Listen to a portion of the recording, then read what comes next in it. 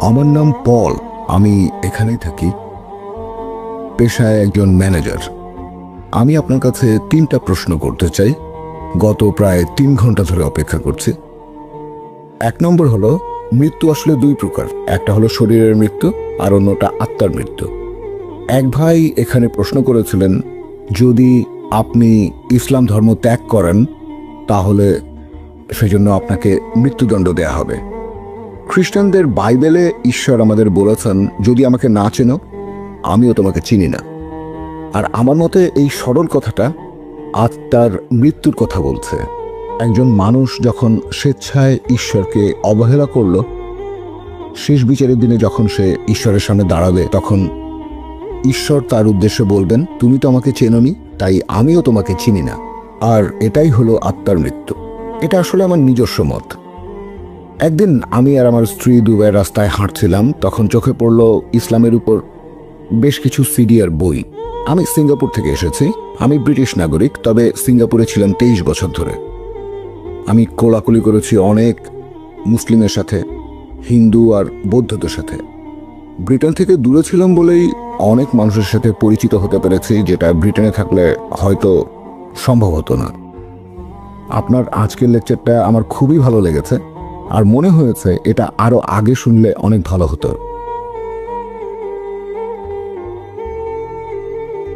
ইসলাম ধর্মের ভেতরে একটা ব্যাপার আমি বেশ ভালোভাবেই খেয়াল করেছি, যে মুসলিমরা শয়তান নিয়ে কথা বলে না, পাপ নিয়েও কোনো রকম কথা বলে না। আমি দ্বিধায় পড়েছিলাম, কারণ খ্রিস্টান ধর্মে ভালো আর মন্দের ভেতরে সবসময় একটা যুদ্ধ চলছে। বাইবেলের ওল্ড টেস্টামেন্ট, এই বইটাই আমি সবার আগে পড়েছি। এটার কথার সাথে ইসলাম ধর্মের অনেক সাদৃশ্য আছে। সেখানে মানুষ জবাই করছে গরু, তারপর ভেড়া, এরকম বিভিন্ন পশু জবাই দিয়ে পাপের প্রায়শ্চিত্ত করছে। আমি যতটুকু বুঝি যে পাপ যত গুরুতর তত বেশি পশু জবাই দেয়া হচ্ছে। তারপর মন্দিরের সামনে বিশাল বড় একটা বেদিতে এই পশুগুলোকে আগুনে পোড়ানোর ব্যবস্থা করা হয়। এই নিয়মটা বন্ধ হলো কেন? ইসলাম ধর্ম যখন ওল্ড টেস্টামেন্ট থেকে অনেক কিছুই গ্রহণ করেছে, মানে আমি ওল্ড টেস্টামেন্ট সম্পর্কে যতটা জানি, ইব্রাহিমের একজন স্ত্রীর নাম ছিল সারা। আপনারা কিভাবে জানলেন? আপনারা জেনেছেন কারণ লিপিবদ্ধ করা হয়েছে। তাহলে কি আপনি এটা মানবেন যে নিউ টেস্টামেন্ট, সেখানে যেসব মানুষজন এর বইগুলো লিখেছেন তারা কি এখানে সত্যি কথা বলেছেন? আশা করছি আপনি আমার এই প্রশ্নগুলোর উত্তর দেবেন। তারা কি সত্যি কথা বলছেন, নাকি সেখানে সবকিছুই বানানো কথা? আর এছাড়াও এখনকার দিনে আমরা কেন সেই আগের মতো আমাদের পাপের প্রায়শ্চিত্ত করার জন্য পশু হত্যা করছি না? কারণ তাহলে আমরা ক্ষমা পেতে পারি। আমি শেষ যে পয়েন্টটা নিয়ে কথা বলবো, আমি নিজেও এটা জেনে খুব অবাক হয়েছিলাম। এটা জেনেছিলাম সিঙ্গাপুরে। যিশুকে যখন ক্রুশবিদ্ধ করা হয়েছিল, তখন সেখানে বেশ কিছু ঐতিহাসিক বাস করতেন। তারা খ্রিস্টান ছিল না। তারা আসলে কোন ধর্মের ছিল সেই ব্যাপারে কোনো রেফারেন্সই নেই। তারা লিখেছিলেন যে যীশু খ্রিস্ট নামে একজন মানুষ ছিলেন, আমরা মানি তিনি ছিলেন, আর মুসলিম হিসেবে আপনারাও এটা মানেন যে তিনি ছিলেন, আর তাকে সে সময় ক্রুশবিদ্ধ করা হয়েছিল। এখন এটা বাইবেলে লিপিবদ্ধ করেছেন সেই সব মানুষজন যাদের ব্যাপারে আমি জিজ্ঞাসা করেছিলাম, যেমন মার্ক, ম্যাথিউ, লুক আর জন পৃথিবীতে ছিলেন। এখন এগুলো কি সবই বানানো গল্প? কারণ অন্যান্য আরো অনেক ঘটনা তো লেখা আছে। যীশু খ্রিস্টের বিভিন্ন কথা, সেগুলো লাল কালি দিয়ে লেখা আছে রেড লেটার বাইবেলে। আমরা কিভাবে বলতে পারি যে এই ব্যাপারটা ঘটেছে অথবা এই ব্যাপারটা ঘটেনি? দুঃখিত, অনেক লম্বা প্রশ্ন। সমস্যা নেই, উত্তর দিচ্ছি ভাই। খুব সুন্দর প্রশ্ন করেছেন। আপনি বললেন যে আমি আমার লেকচারে বলেছিলাম যে নবী ইব্রাহিমের একজন স্ত্রী, তার নাম ছিল সারা, তারা দুজনে শান্তিতে থাকুন। তাদের ব্যাপারে কোত্থেকে জানলাম? বাইবেল থেকে। আপনি প্রশ্ন করলেন যে ইসলাম ধর্মের সাথে ওল্ড টেস্টামেন্টের অনেক সাদৃশ্য আছে। এখন নিউ টেস্টামেন্টের ব্যাপারে আমি বাছাই করছি কেন, লেখকদের বিশ্বাস করছি না কেন। ভাই, যে কোনো কিছু হোক, সেটা ওল্ড টেস্টামেন্টের অংশ বা নিউ টেস্টামেন্ট হোক, হিন্দু ধর্মগ্রন্থের অংশ বা অন্য যে কোনো ধর্মগ্রন্থ, আমি একজন মুসলিম হিসেবে যেটা মনে করি, এটা আমার মতামত, অন্যদের মতামতগুলো পরে বলছি। আমি একজন মুসলিম হিসেবে যেটা বলতে পারি, এই পবিত্র কোরআন হচ্ছে ফুরকান, যেটা দিয়ে সঠিক আর বেঠিকের পার্থক্য করা যায়। আমাদের প্রিয় নবী মুহাম্মদ সাল্লাল্লাহু আলাইহি ওয়াসাল্লাম বলেছেন, বল্লিগু আন্নি ওয়ালাউ আয়া, মাত্র একটা আয়াত জানলেও তা প্রচার করো। আর আহলে কিতাবীদের গ্রন্থ থেকে উদ্ধৃতি দিলেও কোনো সমস্যা নেই। এখন ইহুদি আর খ্রিস্টানদের ধর্মগ্রন্থ সম্পর্কে যদি কিছু বলতে হয়, এখানে 3টা নিয়ম মানতে হবে। নিয়ম নাম্বার 1, যদি সেটা কোরআনের সাথে মিলে যায় তাহলে আমরা কোনো আপত্তি ছাড়াই সেই অংশটাকে আল্লাহর বাণী বলে মেনে নেব, 1 নাম্বার। এরপর 2 নাম্বার, সেটা যদি কোরআনের বিরুদ্ধে যায় তাহলে বাতিল করে দেব। সেটা আল্লাহর বাণী হতে পারে না, সেটা যে লিখুক, পল, ম্যাথিউ, মার্ক, জন, যে লিখে থাকুক। 1 নম্বর নিয়ম, যদি সেটা কোরআনের সাথে মিলে যায়, কারণ এই কথাগুলো আল্লাহর বাণী বলে প্রমাণিত। যদি আমাদের মুসলিমদের কথা বলেন, বৈজ্ঞানিকভাবেও সঠিক। একজন লজিক্যাল মানুষ যদি বুঝতে পারে যে এটা আল্লাহ তাআলার বাণী, তারপর যদি তুলনা করে সেখানে প্রমাণিত জিনিসটার সাথে যদি কিছু মিলে যায়, এটাকে বলা যায় আমাদের স্কেল, দৈর্ঘ্য মাপার ফিতা। জানেন, যখন নিশ্চিত হলাম যে মাপটা সঠিক, তখন সেটাকে আমরা ব্যবহার করি আমাদের ফুরকান হিসেবে। তাহলে যে কথাগুলো আছে ওল্ড টেস্টামেন্ট, নিউ টেস্টামেন্টে, হিন্দু ধর্মগ্রন্থে, বৌদ্ধ ধর্মগ্রন্থে, যেটা কোরআনের সাথে মিলে যায় সেটাকে আল্লাহর বাণী বলে মেনে নিতে আমাদের কোনো আপত্তি নেই। যেটা পবিত্র কোরআনের বিরুদ্ধে যায়, সহিহ হাদিসের বিরুদ্ধে, সেটা বাতিল করে দেব, সত্যি হতে পারে না। এখন যে কথাটা কোরআনের সাথে মেলে না, আবার কোরআনের বিরুদ্ধেও যায় না, সেটা ঐচ্ছিক। সেটা হচ্ছে ঐচ্ছিক। ঐচ্ছিক মানে সঠিকও হতে পারে, ভুলও হতে পারে। তাহলে যে কথাগুলো আছে বাইবেলের ওল্ড টেস্টামেন্ট আর নিউ টেস্টামেন্টে, সেটা কোরআনের সাথে মিলে গেলে আজকে যে কথাগুলো বলেছি 100%, এই কথাগুলোকে আল্লাহর বাণী বলে মেনে নিতে আমাদের কোনো আপত্তি নেই। এমন অনেক কথা আছে যেগুলো কোরআনের বিরুদ্ধে যায়। আমি ইসলাম আর খ্রিস্টান ধর্মের পার্থক্য নিয়েও একটা লেকচার দিতে পারি। আবার কিছু কথা আছে যেগুলো ঐচ্ছিক, যেটা কোরআনের বিরুদ্ধে যায় না, কোরআনের সাথে মেলেও না। তাই এই কথাগুলো যেগুলো কোরআনের বিরুদ্ধে যায় না বা কোরআনের সাথে মেলেও না, সেগুলো আমাদের জন্য হচ্ছে ঐচ্ছিক। যে কথাগুলো কোরআনের বিরুদ্ধে যায় সেগুলোকে আল্লাহর বাণী বলে মানতে পারি না। তাহলে নিউ টেস্টামেন্ট যারা লিখেছেন, যেটা পবিত্র কোরআনের শিক্ষার বিরুদ্ধে যায়, সেটাকে বাতিল করে দেব। যেটা মিলে যায় বলবো হতে পারে আল্লাহর বাণী। যেটা কোরআনের সাথে মেলে না, আবার বিরুদ্ধেও যায় না, সেটাকে বলবো ঐচ্ছিক। এখন একজন অমুসলিমের ব্যাপারে যদি বলতে হয়, আমরা যুক্তি ব্যবহার করব। ধরেন কোরআন পাশে সরিয়ে রাখলাম। বর্তমানে বিজ্ঞান আর প্রযুক্তি অনেক উন্নত হয়েছে। এখনকার যুগটা বিজ্ঞান প্রযুক্তির যুগ। এখন আপনি যদি বিজ্ঞান আর প্রযুক্তি দিয়ে বাইবেলকে পরীক্ষা করেন, তাহলে দেখবেন বাইবেলে কয়েকশো ভুল। বিশ্বজগৎ সৃষ্টি নিয়ে ভুল বলা হয়েছে। বাইবেল বলছে, একথা আগেও বলেছি, সর্বশক্তিমান ঈশ্বর জেনেসিস অধ্যায় 1 অনুচ্ছেদ 16 থেকে 19, তিনি দুটো মহাজাতি বানালেন। বড়টা মানে সূর্য দিনের বেলায় শাসন করবে, ছোটটা মানে চাঁদ রাজত্ব করবে রাতে। কিন্তু চাঁদের তো নিজস্ব কোনো আলো নেই, এটা বৈজ্ঞানিক ভুল, এই কথা ঠিক না। এরকম আর অনেক ভুল আছে, অনেক। শুধুমাত্র জেনেসিসের 1 নম্বর অধ্যায়ে আপনি অনেকগুলো ভুল খুঁজে পাবেন। সেখানে অঙ্কের ভুলও আছে, অনেক বৈজ্ঞানিক ভুল আছে, অশ্লীলতা রয়েছে। কোরআন পাশে সরিয়ে রাখেন। এমনকি একজন সাধারণ মানুষও যদি মনটাকে খোলা রেখে বাইবেল পড়ে, তাহলে সেও বলবে যে এটা কখনোই আল্লাহ সুবহানাহু ওয়া তাআলার বাণী হতে পারে না। সেখানে অনেক বৈজ্ঞানিক ভুল আছে, পরস্পর বিরোধী কথা আছে, তারপর পর্নোগ্রাফি আছে। যে কোনো সাধারণ মানুষ যদি মনটাকে খোলা রাখে, তাহলে সে এগুলোকে আল্লাহর বাণী বলে মেনে নেবে না। বাকি কথাগুলো হবে ঐচ্ছিক। আমরা যাচাই করার ব্যাপারে এরকম কিছু নিয়ম মেনে চলি। আমি কম্পারেটিভ রিলিজিয়নের ছাত্র হিসেবে যখন কোনো ধর্মগ্রন্থ পড়ি, সেখানে একটা নিয়ম মেনে চলি। প্রথমে সেই ধর্মগ্রন্থ ভালো করে পড়ি, তারপর বিশ্লেষণ করি যে এই ধর্মগ্রন্থ কতখানি খাঁটি আর ভালো। এভাবে আমরা বাইবেলকে যাচাই করি। দেখবেন সেখানে অনেক ভুল আছে, অনেক পরস্পর বিরোধী কথা। যদি আপনার সাথে কোরআন নাও থাকে, তারপরও একজন সাধারণ মানুষ বাইবেলকে আল্লাহর বাণী বলে মেনে নিতে পারে না সামগ্রিকভাবে। তবে যেহেতু কোরআন বলছে যে যীশু খ্রিস্টের উপর আসমানি কিতাব নাজিল হয়েছিল, তাই আমরা বলবো যে কথাগুলো পবিত্র কোরআনের সাথে মিলে যায়, আমরা কোনো আপত্তি ছাড়াই সেটাকে আল্লাহর বাণী বলে মেনে নেব। আশা করি উত্তরটা পেয়েছেন। আংশিক ধারণার উত্তরটা দিয়েছেন। আমি আরেকটা বিষয় নিয়ে বলেছিলাম, সেটা হলো পাপ এবং শয়তানের প্রসঙ্গে।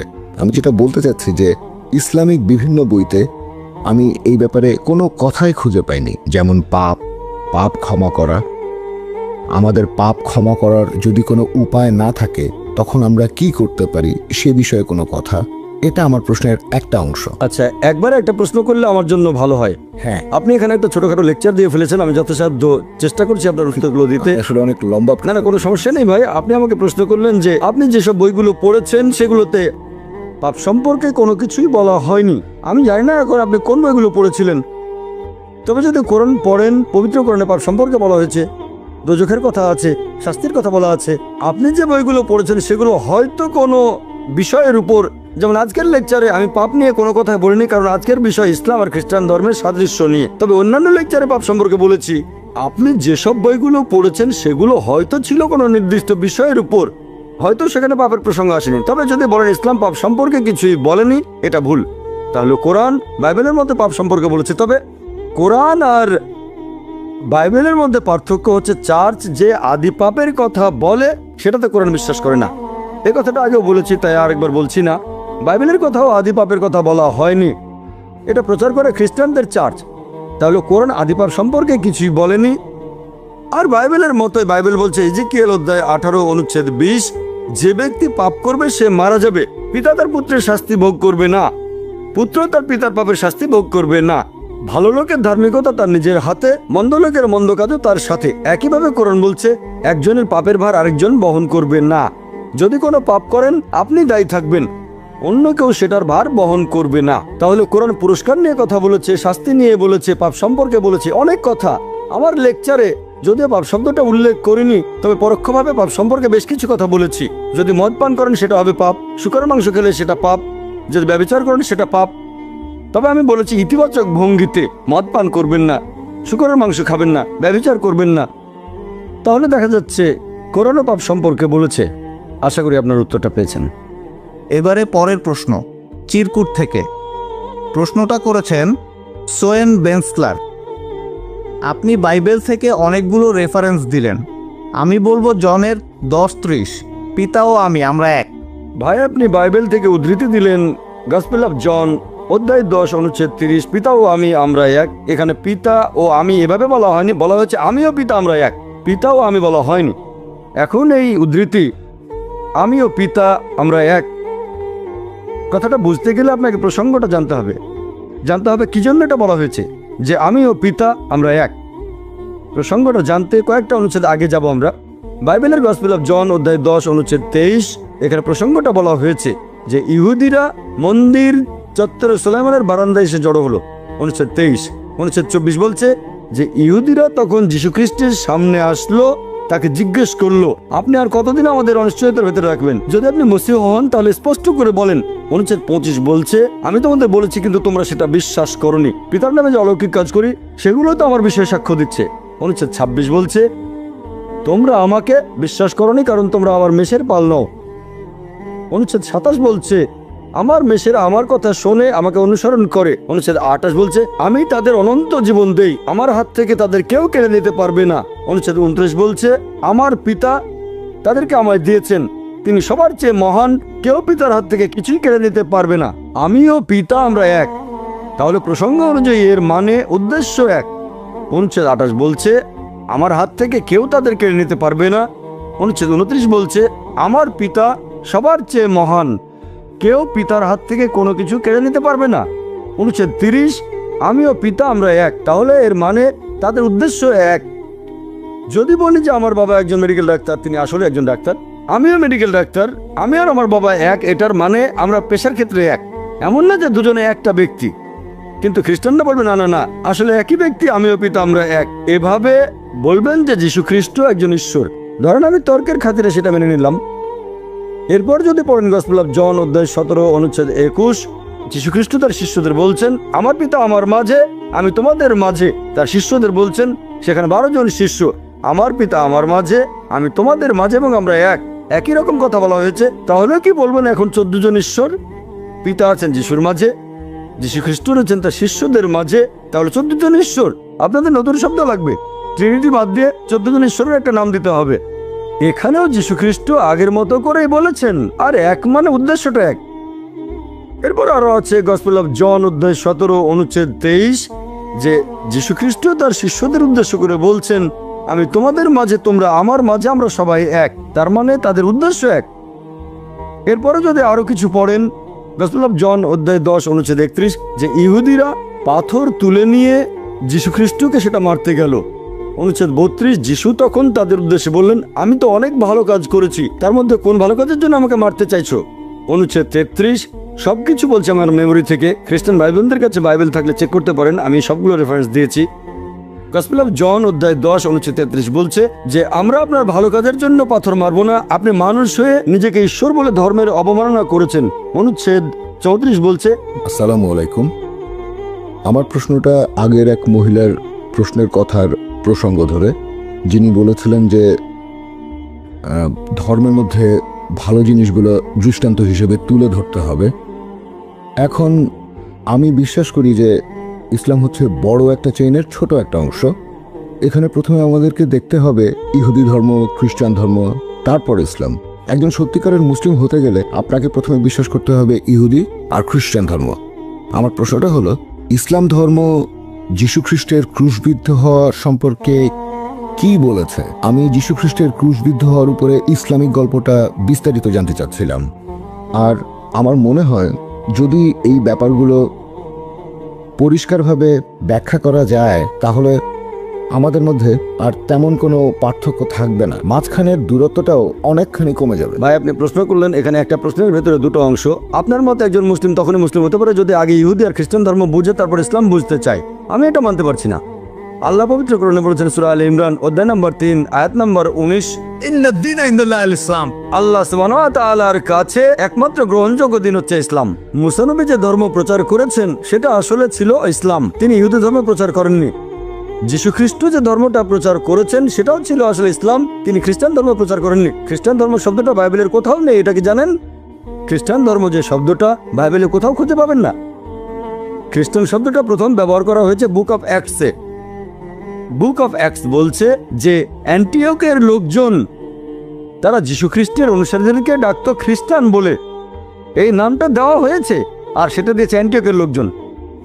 যীশু খ্রিস্ট তার জীবদ্দশায় কোনোদিন খ্রিস্টান শব্দটা শোনেননি, এটা কি জানেন? তাহলে তিনি খ্রিস্টান ধর্ম প্রচার করবেন কিভাবে? আপনি যেটা বললেন যে একজন মুসলিম প্রথমে জানবে ইহুদি আর খ্রিস্টান ধর্ম তারপর ইসলাম সম্পর্কে, এটা পুরোপুরি ভুল। ইন্নাদ-দীনা ইনদাল্লাহিল ইসলাম। আল্লাহর কাছে একমাত্র গ্রহণযোগ্য দিন হচ্ছে ইসলাম। আল্লাহর সব নবী রাসূলগণ প্রচার করেছেন ইসলাম। আপনি এখনকার দিনে যে বাইবেল আর অন্যান্য ধর্মগ্রন্থ দেখছেন এগুলো আসলে মূল আসমানি কিতাবের বিকৃত রূপ। এবার আপনার প্রশ্নটা যে ইসলাম যিশুর ক্রুশবিদ্ধ হওয়া সম্পর্কে কি বলে, এ ব্যাপারে ইসলামের দৃষ্টিভঙ্গিটা কেমন? কোরআন বলছে সূরা নিসা অধ্যায় নম্বর 4 আয়াত নম্বর 157 যে তারা বড়াই করে বলে আমরা মরিয়মের পুত্র যিশুকে হত্যা করেছি। ইহুদিরা তারা বড়াই করে বলে আমরা মরিয়মের পুত্র যিশুকে হত্যা করেছি। ওমা কাতুলু ওমা সালবু। তারা তাকে হত্যা করেনি, তাকে ক্রুশবিদ্ধও করেনি, ওয়ালাকিন শুব্বিহা লাহুম। কিন্তু তাদের এরকম বিভ্রম হয়েছিল। যারা তার সম্পর্কে মতভেদ করেছিল তারা সংশয়যুক্ত ছিল, ইল্লাতিবাজান। অনুমান ছাড়া তাদের কোনো জ্ঞানই ছিল না। ওমা কাতুলু ইয়াকিনা। আর এটা ছিল নিশ্চিত যে তারা তাকে হত্যা করেনি। তাহলে পবিত্র কোরআন অনুযায়ী ইহুদিরা বড়াই করে বলেছিল তারা যিশু আলাইহিস সালামকে হত্যা করেছে, তবে তারা তাকে হত্যা করেনি, তাকে ক্রুশবিদ্ধও করেনি, কিন্তু তাদের এরকম বিভ্রম হয়েছিল। যারা মতভেদ করেছিল তারা সংশয়যুক্ত ছিল, অনুমান ছাড়া তাদের কোনো জ্ঞান ছিল না, এটা নিশ্চিত তারা তাকে হত্যা করেনি। তাহলে পবিত্র কোরআনের ভিত্তিতে আমরা বিশ্বাস করি যীশু খ্রিস্ট ক্রুশবিদ্ধ হয়ে মারা যাননি। মানুষের এরকম বিভ্রম হয়েছিল। আমি একটা বিতর্ক করেছিলাম যে যীশু খ্রিস্ট কি সত্যি ক্রুশবিদ্ধ হয়েছিলেন? ক্রুসিফিক্সন মানে কোনো ব্যক্তি ক্রুশবিদ্ধ হয়ে মারা যাওয়া। সেই বিতর্কে আমি প্রমাণ করেছিলাম যে যীশু খ্রিস্ট আসলে ক্রুশবিদ্ধ হয়ে মারা যাননি। এটার কোনো ইংরেজি শব্দ নেই যে একজনকে ক্রুশবিদ্ধ করা হয়েছে কিন্তু সে মারা যায়নি। তাই আমরা নতুন একটা শব্দ চালু করেছি, ক্রুসিফিকশন। FICTION, ফিকশন, ফিকশন না, FIXION না। আমরা বিশ্বাস করি এটা হলো ক্রুসিফিকশন, CRUCIFICTION, তবে ক্রুসিফিকশন না, FIXION। আমি সেই বিতর্কে প্রমাণ করেছিলাম যে তিনি ক্রুশবিদ্ধ হয়ে মারা যাননি। এখানে একটু সংক্ষেপে বলি যাতে খ্রিস্টান ভাই বোনেরা বুঝতে পারেন। অল্প কথা এখানে প্রমাণ করে দেখাচ্ছি যীশু খ্রিস্ট ক্রুশবিদ্ধ হয়ে মারা যাননি, তিনি ক্রুশবিদ্ধ হয়ে মারা যাননি। একবার যীশু খ্রিস্টকে জিজ্ঞেস করা হলো, লোকজন বলল হে প্রভু আমাদের কিছু নিদর্শন দেখান। এটা পাবেন বাইবেলের গসপেল অফ ম্যাথিউ অধ্যায় নম্বর 12 অনুচ্ছেদ 38। যীশু বললেন তোমরা পাপী আর ব্যভিচারী জাতি আমার কাছে নিদর্শন দেখতে চাচ্ছ?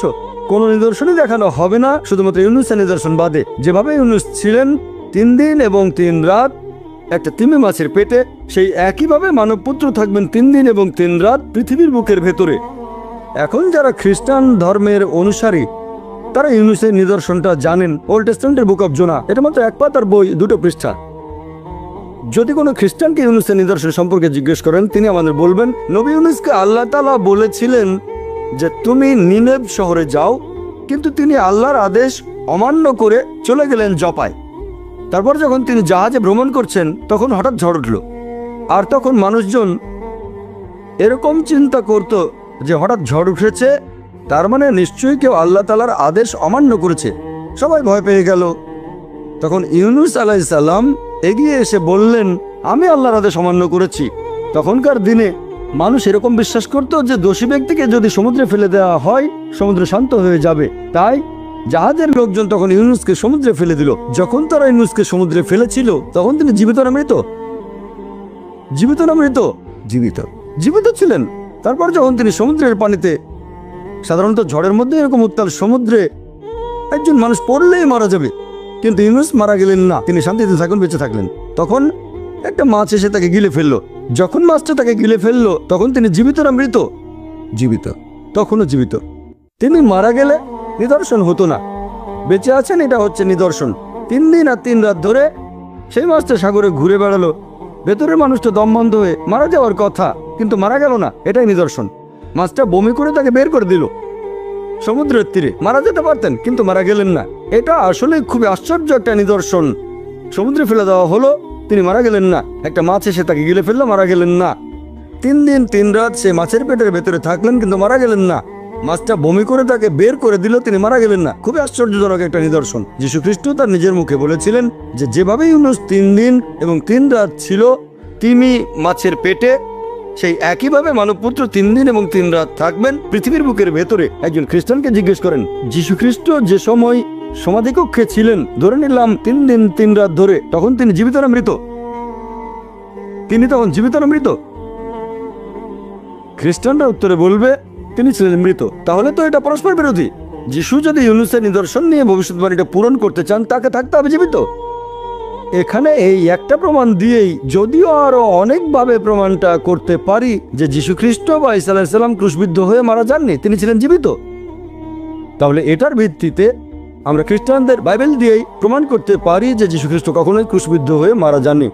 তিনি এখানে ভবিষ্যৎবাণীটা একেবারে পরিষ্কার করে বলেছেন যে তোমাদের কোনো নিদর্শন দেখানো হবে না, শুধুমাত্র ইউনূসের নিদর্শন বাদে।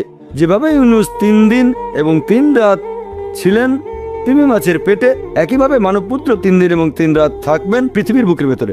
আপনারা যদি ভালো করে খেয়াল করেন যে 3 দিন আর 3 রাত এটাও কিন্তু পূরণ হয়নি।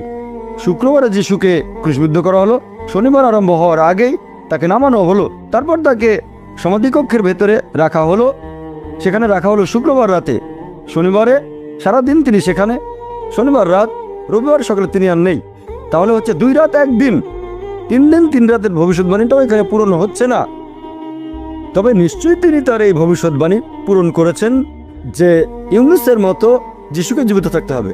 আমি এই বাইবেল থেকে বিভিন্ন রকম যুক্তি দিয়ে প্রমাণ করেছি যে যীশু খ্রিস্ট ক্রুশবিদ্ধ হয়ে মারা যাননি। আমার ভিডিও ক্যাসেট দেখেন। একবার বিতর্ক করেছিলাম এক আরব খ্রিস্টানের সাথে, ইরাকি খ্রিস্টান। যিশু কি সত্যি ক্রুশবিদ্ধ হয়েছিলেন সেখানে প্রমাণ করেছি তিনি ক্রুশবিদ্ধ হয়ে মারা যাননি, আল্লাহ উপরে তুলে নিয়েছেন। আশা করি উত্তরটা পেয়েছেন।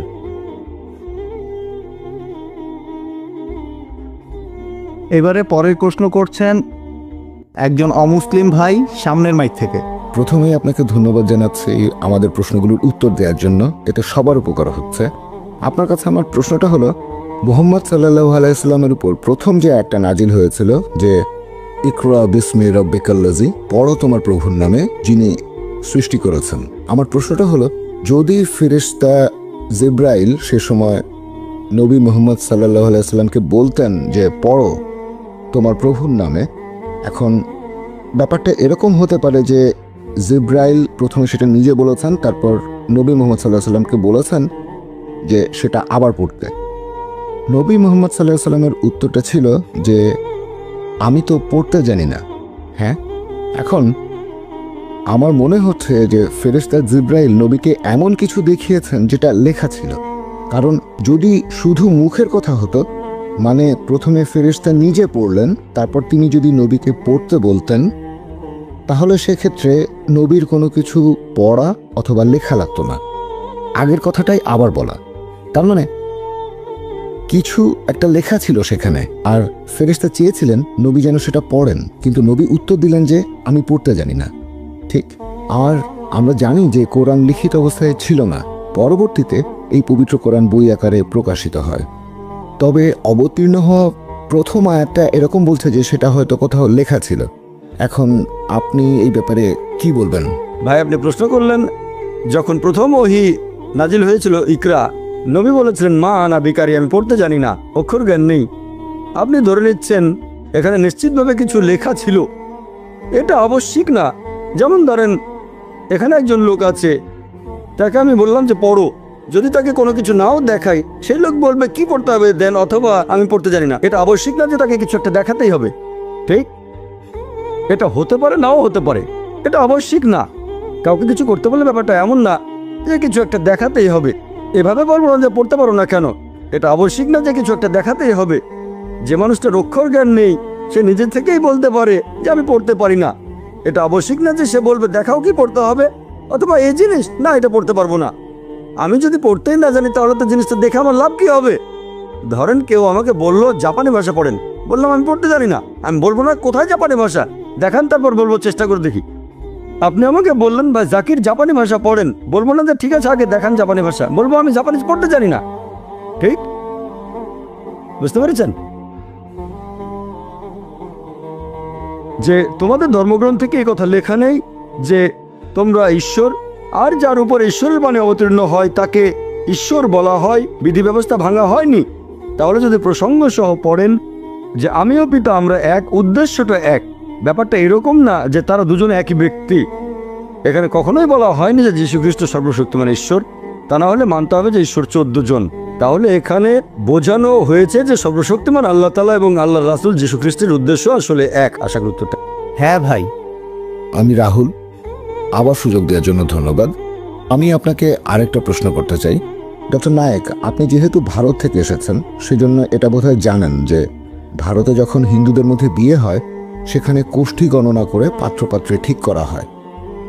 আমি জানি যে ইসলাম ধর্মে এটা পুরোপুরি নিষিদ্ধ, তবে আমি জানতে চাচ্ছি যে এটা কি শিরক বলে ধরা হবে, নাকি এই কাজটা মাকরু টাইপের কিছু যেটা না করলেই ভালো হয়? ভাই আপনি প্রশ্ন করলেন যে কোষ্ঠী গণনা করে ভবিষ্যৎ বলে দেয়া আর কুণ্ডলী এগুলো আসলে হিন্দুদের কালচার, এটা কি শিরক নাকি শুধু হারাম ইসলামে? এটা কি সাধারণ হারাম নাকি শিরক? পবিত্র কোরআন বলছে সূরা মাইদা অধ্যায় নম্বর 5 আয়াত নম্বর 90, ভবিষ্যৎ গণনা করা এটা হারাম, এটা ইসলামে নিষিদ্ধ। ইসলাম অনুযায়ী এটা বড় পাপ। আশা করি উত্তরটা পেয়েছেন। হ্যাঁ পেয়েছি। অনেক পরের প্রশ্ন চিরকুট থেকে করেছেন ক্যারোলিন ডি সুজা। আপনার লেকচারে বলেছেন যে যীশুখ্রিস্ট একেবারেই আলাদা একজন ব্যক্তিত্ব। তারপর আপনি বলেছেন কিভাবে নবী মুসা আর নবী মোহাম্মদ সাল্লাল্লাহু আলাইহি সাল্লাম সবার আদর্শ। এতে করে কি যীশুখ্রিস্টের বিশেষত্ব আরও বেড়ে যাচ্ছে না? বোন এখানে প্রশ্ন করেছেন যে আমি যখন যীশুখ্রিস্টের কথা বলছিলাম সেখানে আমি প্রমাণ করেছিলাম যে মোহাম্মদ এবং মুসা তারা শান্তিতে থাকুন, তারা সবার আদর্শ। এতে করে কি যীশুখ্রিস্টের বিশেষত্ব আরও বেড়ে যাচ্ছে না? বিশেষ হ্যাঁ, তবে আল্লাহ নন। বিশেষত্ব আছে, তিনি একজন বিশেষ রাসূল। প্রত্যেক নবী রাসূলগণের কিছু বিশেষত্ব ছিল। বিশেষত্ব যেমন নবী মুসা আলাইহিস সালাম, ওনাকে বলা হয় কালিমুল্লাহ, আল্লাহ তাআলা তার সাথে কথা বলেছেন, এদিক থেকে তার বিশেষত্ব আছে। একইভাবে যীশুখ্রিস্ট ছিলেন আল্লাহ তাআলার বিশেষ রাসূল, কারণ তিনি জন্মেছিলেন অলৌকিকভাবে কোনো পুরুষের হস্তক্ষেপ ছাড়াই। যেহেতু যীশুখ্রিস্ট অলৌকিকভাবে জন্মেছিলেন কোনো পুরুষের হস্তক্ষেপ ছাড়াই, এটা তার বিশেষত্ব। তবে এটা তিনি আল্লাহ হয়ে যাননি। দেখবেন যে মানুষজন বলে, সাধারণত খ্রিস্টানরা এরকম বলে যীশুখ্রিস্ট সাল্লাল্লাহু আলাইহি সাল্লামের মা ছিল কিন্তু বাবা ছিল না, তাহলে তার বাবা কে? আল্লাহ তাআলা। এখন যিশুর কোনো মানুষ বাবা ছিল না বলে তিনি যদি আল্লাহ হন, উত্তরটা দেয়া আছে সূরা আলে ইমরানে অধ্যায় নম্বর 3 আয়াত 59। বলা হয়েছে যে إن مثل عيسى عند الله كمثل آدم خلق من تراب ثم قال له كن فيكون। নিশ্চয়ই আল্লাহর নিকট ঈসার দৃষ্টান্ত আদমের দৃষ্টান্তের মতো, তাকে ধুলাবালি থেকে সৃষ্টি করে তিনি বলেছিলেন হওয়ার হয়ে গেল। যদি বলেন যিশু হলেন সর্বশক্তিমান আল্লাহ তাআলা, যেহেতু তার বাবা ছিল না, এখন আদম আলাইহিস সালামের কোরআন এবং বাইবেলের কথা অনুযায়ী কোনো মা ছিল না, বাবাও ছিল না, তাহলে কি বলবেন আদম আরো বড় আল্লাহ? এটা আসলে আল্লাহ তাআলার একটা নিদর্শন। তার মানে এই না যে যিশু মানে ঈসা আলাইহিস সালাম আল্লাহ, অথবা এটাও না যে আদম আলাইহিস সালাম আল্লাহ। আশা করি উত্তরটা পেয়েছেন। হ্যাঁ ভাই। আসসালামু আলাইকুম স্যার, আমার নাম প্রবীণ কুমার, পেশায় আমি একজন কম্পিউটার প্রোগ্রামার। প্রথমে আমি আপনাকে আজকের এই সুন্দর লেকচারের জন্য আন্তরিক ধন্যবাদ জানাচ্ছি। আসসালামু আলাইকুম, আমার নাম আয়শা, ফিলিপাইন্স থেকে এসেছি। আমার একটা প্রশ্ন আছে। আমি 1 বছর আগে মুসলিম হয়েছি। আমি আসলে আলহামদুলিল্লাহ আমি আসলে কয়েকটা বিষয় নিয়ে বলতে চাই। 1 নম্বর, আমি দেখেছি যে বেশিরভাগ মুসলিম তারা অন্য ধর্মের দুর্বলতা বা সীমাবদ্ধতাগুলো নিয়ে কথা বলে থাকে। আমরা কেন ভালো জিনিসগুলোকে দৃষ্টান্ত হিসেবে তুলে ধরছি না তাদের সামনে? আজকে আপনার লেকচারে যেমন শুনলাম, আমরা খ্রিস্টানদের চাইতে উন্নত। বর্তমানে আমি ইসলামিক সেন্টারে পড়াশোনা করছি। সেখানে আমাদেরকে এভাবে শেখানো হয়েছে যে একজন মানুষ কখনোই অন্য আরেকজন মানুষকে বিচার করতে পারে না। একমাত্র আল্লাহ সুবহানাহু ওয়া তাআলাই বলতে পারেন যে অমুক লোকটার অন্তর ভালো, সে ভালো লোক। পৃথিবীর কোনো মানুষ বিচার করতে পারে না। আপনি এই ব্যাপারে কি বলবেন? বোন, আপনি প্রশ্ন করলেন যে একমাত্র আল্লাহ তাআলাই বিচার করতে পারেন আমাদের অন্তর। আমি আপনার সঙ্গে একমত। আপনি বললেন যে আমরা কেন এভাবে বলি যে আমরা তুলনায় উন্নত, আমরা ভালো জিনিসগুলো উপস্থাপন করব। বোন, আমি আজকের লেকচারে যেটা করেছি, আমি খ্রিস্টান ধর্মের ভালো জিনিসগুলো নিয়েছি। আমি খ্রিস্টানদের উদ্দেশ্যে বলেছি যে যদি আপনারা যীশু খ্রিস্টের দেয়া শিক্ষাগুলো মেনে চলেন তাহলে সেটা হবে ভালো। আমি তাদের উপরে তুলেছি, তাদেরকে ছোট করতে চাচ্ছি না। আপনি আমার কথাগুলো বুঝতে পারেননি। আমি আসলে বোঝাতে চেয়েছি, যখন এই কথাটা বলেছিলাম যে খ্রিস্টান বলতে যদি তাদের বোঝায় যারা যীশু খ্রিস্টের শিক্ষাগুলো ভালোভাবে মেনে চলে, তাহলে আমরা মুসলিমরা খ্রিস্টানদের চেয়ে আরো বেশি খ্রিস্টান। কোরআনের আয়াত মেনে আমি বলার চেষ্টা করেছি, تعالوا إلى كلمة سواء بيننا وبينكم. এসো সেই কথায় যা তোমাদের ও আমাদের মধ্যে এক। আমি কখনোই বলিনি যে আমরা তাদের চেয়ে উন্নত, বলেছি বাইবেলকে তাদের চেয়ে বেশি মানি, এটাই বলেছি। তারপর বলেছি আপনারাও কেন বাইবেলের কথাগুলো মেনে চলেন না, অন্তত সেগুলো মানেন যেটা কমন। আমি বাইবেল থেকে ভালো জিনিসগুলো নিয়েছি। যদি আপনাদের বাইবেল বলে যে শালীনতা বজায় রাখো, মহিলারা মাথায় কাপড় দেবে, মহিলারা পর্দার আড়ালে থাকবে, মহিলারা শালীন হবে, আমি বলছি আপনারা শালীন থাকছেন না কেন? কখন প্রমাণ করার চেষ্টা করলাম যে আমরা হচ্ছি উন্নত তাদের চেয়ে? আমি বলতে চেয়েছি আসুন আমরা অন্তত সেগুলো মেনে চলার চেষ্টা করি যেগুলো কমন। এটা আমার বানানো কৌশল না, আমাদের সৃষ্টিকর্তা আল্লাহ তাআলা এটা বলেছেন, এটা আমার বানানো না। আল্লাহ এভাবে কথা বলতে বলেছেন। যদি আপনি বলেন এটা ভুল, তার মানে বলছেন আল্লাহর কথা ভুল। আল্লাহ পবিত্র কোরআনে বলেছেন সূরা আলে ইমরান অধ্যায় 3 আয়াত নম্বর 64, تعالوا إلى كلمة سواء بيننا وبينكم এসো সেই কথায় যা তোমাদের ও আমাদের মধ্যে এক। প্রথম সাদৃশ্য কি? أن لا نعبد إلا الله. আমরা আল্লাহ ছাড়া কারো ইবাদত করি না। আমরা অমুসলিমদের কাছে আল্লাহর এই বাণী প্রচার করব। আমরা সাদৃশ্যগুলো দেখব, সবচেয়ে সেরা সাদৃশ্য এক আল্লাহর ইবাদত করব। আশা করি উত্তরটা পেয়েছেন। হ্যাঁ ভাই। গুড ইভিনিং ডক্টর, আমার নাম রাহুল, ফিলিপাইন্স থেকে এসেছি। আমি একটি বিষয় নিয়ে একটু বিস্তারিত জানতে চাচ্ছিলাম যে ইসলাম ধর্মে নবী ইব্রাহিমের ছেলে ইসমাইল, তার গুরুত্ব কতখানি? ভাই, আপনি প্রশ্ন করলেন যে হযরত ইসমাইল আলাইহিসসালামের গুরুত্ব কতখানি ইসলাম ধর্মে। আমরা বিশ্বাস করি যে ইসমাইল আলাইহিসসালাম নবী ইব্রাহিমের ছেলে। এই কথাটা শুধু পবিত্র কোরআনে নয়, খ্রিস্টানদের বাইবেলও আছে। বাইবেল আর কোরআন দুটোতে এরকম বলা হয়েছে যে ইব্রাহিম আলাইহিসসালাম তার ছিল দুজন স্ত্রী, সারা এবং হাজেরা। এই কথাটা বাইবেলে উল্লেখ করা হয়েছে, পবিত্র কোরআনও আছে। এখন আইজাক, তিনি শান্তিতে থাকুন। ইসহাক, তার মা ছিলেন সারা, তিনি শান্তিতে থাকুন। আর ইসমাইল আলাইহিসসালামের মা ছিলেন হাজেরা, তিনিও শান্তিতে থাকুন। তাহলে তারা দুজনেই ছিলেন নবী, ইব্রাহিম আলাইহিসসালামের সন্তান। তারা দুজনেই ছিলেন আল্লাহর নবী। আমরা দুজনকেই ভালোবাসবো এবং শ্রদ্ধা করব। আশা করি উত্তরটা পেয়েছেন। কোরআনের বিরুদ্ধে যাবে, তাহলে কোরআন যেটা বলছে, বাইবেল যেটা বলছে, যেমন মূল যে ইনজিল, যীশু খ্রিস্টের উপর যে আসমানি কিতাব নাজিল হয়েছিল, সেটা পাঠানো হয়েছিল দিক নির্দেশনা হিসেবে। যেটা উল্লেখ করা হয়েছে সেটা মেনে চলতে হবে। হ্যাঁ, অনেক সময় হতে পারে যে অন্য আরও কিছু অর্থ হয় আর সেগুলো সঠিক। তার মানে এই না যে সাধারণ যে অর্থটা সেটা বাদ দিতে হবে। হ্যাঁ ভাই, বলেন। আমি উদাহরণ দিচ্ছি, যেমন আপনি লেভিটিকাসের উদ্ধৃতি দিয়েছেন আমাদের পোশাকের ব্যাপারে, যেটা আছে খ্রিস্টান ধর্মে। তবে পরবর্তীতে যীশু খ্রিস্ট বলেছেন শুধু শালীনতা বজায় রাখতে, আমরা শালীন হয়ে চলব। এখনকার দিনে খ্রিস্টানরা শাব্দিক অর্থটা নাও নিতে পারে, পুরো শরীর ঢাকছে না, অথবা তারা ঢিলাঢালা পোশাক পরছে না। আমরা আধুনিক সমাজে বাস করি, এখানে শালীনতার অর্থ অন্যরকম হতে পারে, এইরকম আর কি। খুব সুন্দর। আমি আসলেই আপনার প্রশ্নটা পছন্দ করেছি। আপনারা প্রশ্ন করলে আমি উত্তর দেওয়ার যথাসাধ্য চেষ্টা করব। ভাই একটা উদাহরণ দিলেন যে আমি লেভিটিকাস থেকে বলেছি, আসলে লেভিটিকাসের উদ্ধৃতি না, বলেছিলাম ডিউটেরোনমি অধ্যায় 22 অনুচ্ছেদ 5, যেখানে স্বাধীনতা সম্পর্কে বলা হয়েছে 1 তিমথি অধ্যায় 2 অনুচ্ছেদ 9, তারপর 1 করিন্থিয়ান্স অধ্যায় 11 অনুচ্ছেদ 5 থেকে 7 স্বাধীনতা। এখন আপনি আমাকে বলছেন বাইবেলে যীশুখ্রিস্ট যখন বলছেন স্বাধীনতা বজায় রাখতে হবে, এখানে শাব্দিকভাবে হলেও তিনি পোশাকের কথা বলেননি, বলেছেন সমাজের স্বাধীনতার কথা।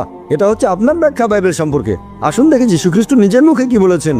যীশুখ্রিস্ট তার নিজের মুখে বলেছেন, গসপেল অফ ম্যাথিউ অধ্যায় নম্বর 5 অনুচ্ছেদ 17 থেকে 20, এটা ভেবো না যে আমি নবীগণের বিধি ব্যবস্থা ধ্বংস করতে এসেছি। আমি ধ্বংস করতে আসিনি, বরং পূরণ করতে এসেছি। আকাশমণ্ডল ও পৃথিবী লোপ না হওয়া পর্যন্ত এই বিধি ব্যবস্থার বিন্দু বিসর্গ লোপ হবে না, সবই পূরণ হবে। কেউ যদি এসব আদেশের মধ্যে সামান্য আদেশ অমান্য করে আর অন্যকে তা করতে শেখায়, তাহলে সে স্বর্গরাজ্যে তুচ্ছ বলে গণ্য হবে। আর যারা এই বিধি ব্যবস্থা পালন করে আর অন্যকে তা করতে শেখায়, তারা স্বর্গরাজ্যে মহান বলে গণ্য হবে। যদি তোমাদের ন্যায়নিষ্ঠতা শিক্ষক আর ফরিসীদের ন্যায়নিষ্ঠতা থেকে বেশি না হয়, তাহলে তোমরা স্বর্গরাজ্যে প্রবেশ করতে পারবে না। এখানে আমি কিং জেমস ভার্সনের অনুবাদটা পড়ে শোনালাম, মেমোরি থেকে বললাম। এটা কিং জেমস ভার্সনের বাংলা অনুবাদ, গসপেল অফ ম্যাথিউ অধ্যায় নম্বর 5 অনুচ্ছেদ হচ্ছে 17 থেকে 20। তাহলে যীশুখ্রিস্ট বলেছেন, যদি এই বিধি ব্যবস্থা সামান্য আইন অমান্য করেন, যেটা আছে ওল্ড টেস্টামেন্টে, আপনি তাহলে স্বর্গরাজ্যে ঢুকতে পারবেন না। এখন ওল্ড টেস্টামেন্টে বলা হয়েছে মহিলারা এমন কোনো পোশাক পরবে না যেটা পুরুষেরা পরে, আর পুরুষেরা এমন কোনো পোশাক পরবে না যেটা মহিলারা পরে থাকে। আর আপনি আমাকে বললেন যে ভাই জাকির, এটা আসলে শাব্দিক অর্থ। এখন সমাজ বদলে গেছে, আর যীশুখ্রিস্ট বলেছেন তিনি শান্তিতে থাকুন। যদি বিধি ব্যবস্থার সামান্য আইন অমান্য করেন, তাহলে বেঁচতে যেতে পারবেন না। এখন আপনি কি বলবেন যীশুখ্রিস্ট আমাদের ভুল পথে পরিচালিত করার জন্য এসেছেন? মোটেই না। তিনি পরিষ্কার বলেছেন, আকাশমণ্ডল ও পৃথিবী লোপ না হওয়া পর্যন্ত এই বিধি ব্যবস্থার বিন্দু বিসর্গ লোপ হবে না, সবই পূরণ হবে। এটা আসলে পরে প্রচার করেছে পল, সেন্ট পল, যিনি নিজেই নিজেকে যীশুখ্রিস্টের শিষ্য বলে দাবি করেন। তিনিই বলেছেন, দেখো বিধি ব্যবস্থাকে ক্রুশবিদ্ধ করা হয়েছে। এটা পলের শিক্ষা।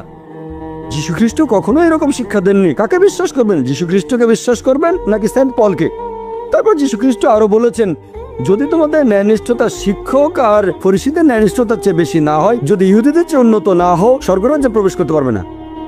তার মানে বাইবেলের ওল্ড টেস্টামেন্টে যেসব কথা বলা হয়েছে, শুকরের মাংস খাবে না, স্বাধীনতা বজায় রাখবেন, সবকিছু মানতে হবে। এজন্য আপনি দেখবেন যে চার্চে যারা নান সিস্টার, তাদের পোশাক মুসলিম মহিলাদের মতো। আপনি কি মা মেরির কোনো ফটোগ্রাফ দেখেছেন?